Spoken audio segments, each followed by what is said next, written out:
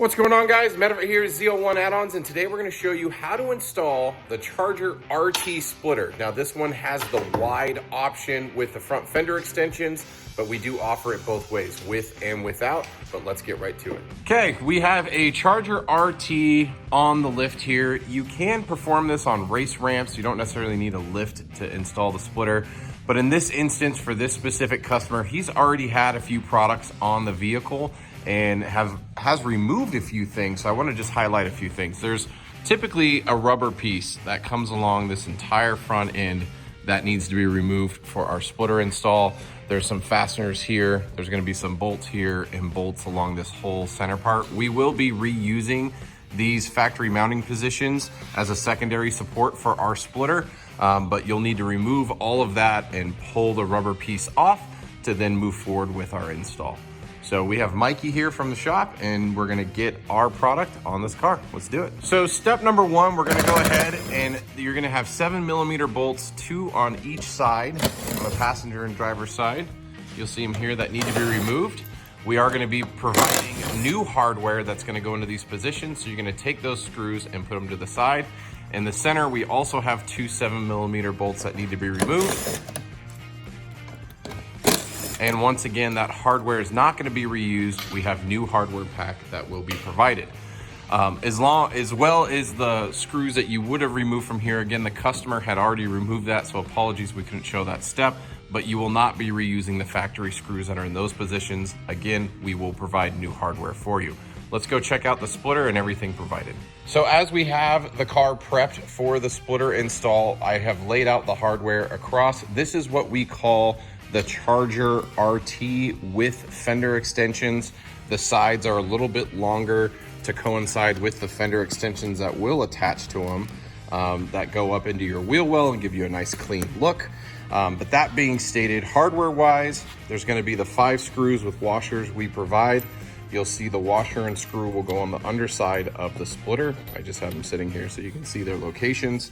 There's gonna be 2 longer screws with a spacer and a washer. The washer goes on the bottom side of the splitter. The spacer will be on this top side, and it will fill in that gap. As you can see, the front end steps up, so there's gonna be a gap here. That's why there's the spacer there. And then we do have 2 bolts and a nut on each corner that's gonna fasten the side, and these will require the only holes to be drilled in the bottom portion of the vehicle, and that location's about right in here. We typically like to mount it with the 2 outer edge bolts here, and that's gonna hold it in position and let us get the rest of everything in place. So Mikey and I will go ahead and carry this in place and get these screws started so it's hanging. So if you are doing this by yourself, it is very possible. You don't necessarily have to have assistance, but you'll line it up into that factory location. It's harder to do with the camera in hand, but we'll get these screws started. Just enough to hold the splitter in place. So now that we have the splitter loosely in place, we're gonna go ahead and put the 5 bolts in the factory locations along the back edge. Just go ahead and get those in. We like to loosely put them in. You don't have to put them in all the way tight yet, but just get those in across the back edge. Now that we have the 5 screws and washers along the backside, we're gonna put the 2 center and get the stanchion on. Again, you're gonna have the washer on the bottom side, and you're gonna feed that through the hole, and then you're gonna wanna slide the spacer so it lines up over the hole. And again, you can still see we have all the screws and bolts loose on the bottom of the vehicle. Once we get everything in position, we'll tighten it all up. So at this point, we're gonna tighten everything up so we can get the 2 outer edge bolts in their proper position. A 1/4-inch bolt and nut on each side, driver and passenger.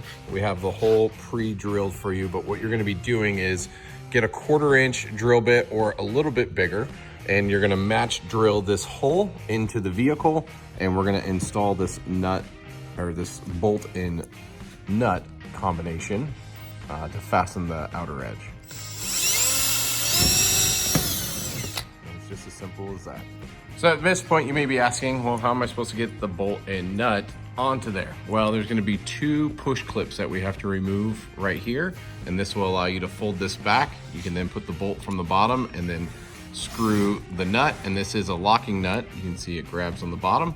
So just get a socket or a wrench, tighten it up, and you're good to go. Now, the next step is gonna be adding the fender extensions. Now, if you opted for the fender extensions, we're gonna show you that step next. If not, this would complete your install.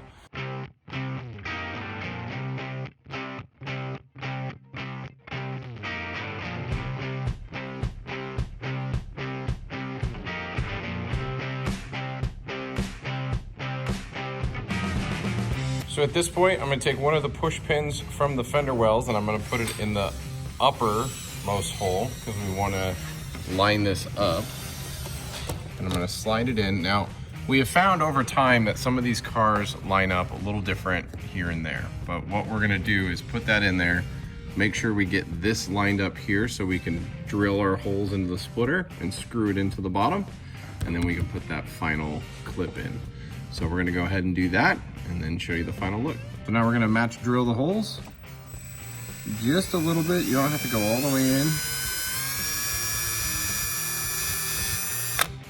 And this will keep you from splitting the splitter when you put the little screw in. So now that we have the bottom screwed in and lined up, we're gonna go ahead and pull the top back and we're gonna clean this with alcohol so we can fasten some of the VHB tape that's included in the kit that will hold the upper edge of the fender extension. It's always good to use alcohol or anything like that to get any waxes, greases, dirt and grime off of the paint so you get the best adhesion possible. So in the package, again, the 3M VHB tape, I like to make it the distance of the side marker. So if you cut a piece that length, and then you're just gonna stick it on the inside on the black portion. So don't stick it on your side marker. So if any reason you had to remove that, you're not having to remove this as well. So just on the inside edge right here. VHB tape applied. I kind of ripped it when I put it on side. Sorry, Mikey. Get that off. And we're gonna put the push clip back in place and get this lined up. So push clip and paste. Just apply some pressure and you're good to go.